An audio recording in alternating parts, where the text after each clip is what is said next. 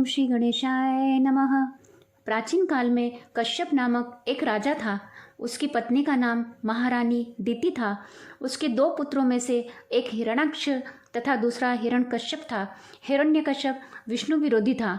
उसके बड़े भाई हिरण्याक्ष को भगवान विष्णु ने वाराह रूप धारण कर तब मारा था जब वह पृथ्वी को पाताल लोक में ले गया था। इस कारण हिरण्यकश्यप बहुत कुपित हुआ।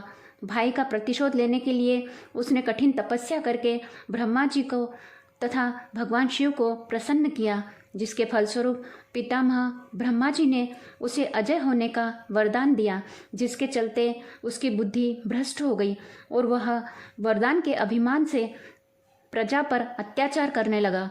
कुछ समय बाद उसकी पत्नी कयाधु ने एक पुत्र को जन्म दिया, जिसका नाम प्रहलाद रखा गया, जो समय के अनुसार बड़ा होने लगा।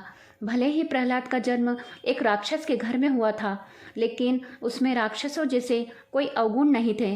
वह भगवान का भक्त और पिता के अत्याचारों का विरोधी था। यह देखकर पिता हिरण्यकश्यप ने प्रहलाद का मन भगवान की भक्ति से हटाने व राक्षसों जैसे दुर्गुण भरने की भरसक कोशिश की।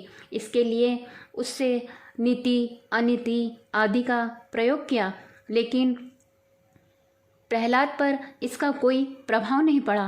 प्रहलाद को अपना मार्ग न बदलता देख हिरण्यकश्यप ने उसे मारने के कई षड्यंत्र भी रचे, जिसमें पर्वत की चोटी से गिराना, सांपों की टोकरी में छोड़ना, समुद्र में डुबाना, अग्नि में जलाना, पागल हाथी के आगे रखना आदि शामिल है।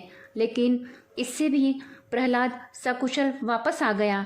इसके बाद हिरण्यकश्यप ने उसे अपनी बहन होलिका की गोद में बिठाकर जिंदा ही जलाने का प्रयास किया, किंतु उसमें भी वरदान प्राप्त होने के बावजूद होलिका ही जलकर राख हो गई, जबकि प्रहलाद जीवित ही रहा। इस तरह जब हिरण्यकश्यप के सभी प्रयास विफल हो गए तो एक दिन क्रोध में आकर उसने प्रहलाद से पूछा कि कहाँ है तुम्हारा भगवान। यह सुनकर प्रहलाद ने कहा कि पिताजी, भगवान तो सर्वत्र है। इस पर हिरण्यकश्यप ने पूछा, क्या तेरा भगवान इस खंभे में भी है? प्रहलाद ने उत्तर दिया, हाँ, इस खंभे में भी मेरा भगवान है।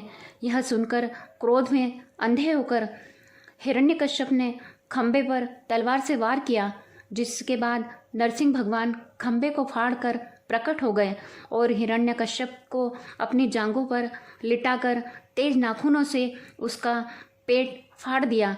इसके बाद प्रहलाद की प्रार्थना पर ही भगवान नरसिंह का क्रोध शांत हुआ और उन्होंने प्रहलाद की सेवा से प्रसन्न होकर ये वरदान दिया कि आज के दिन जो लोग मेरा व्रत करेंगे वे पाप मुक्त होकर परमधाम को प्राप्त होंगे। हिरण्यकश्यप ने कठिन तप करके ब्रह्मा जी से यह वरदान मांगा था कि उसकी मृत्यु न किसी अस्त्र से हो, न किसी शस्त्र से, न किसी मनुष्य के हाथ से हो, न पशु से, न आकाश में, न भूमि पर, न दिन में हो, न रात में। और ब्रह्मा जी ने उसकी तपस्या से प्रसन्न होकर उसे यही वरदान दिया।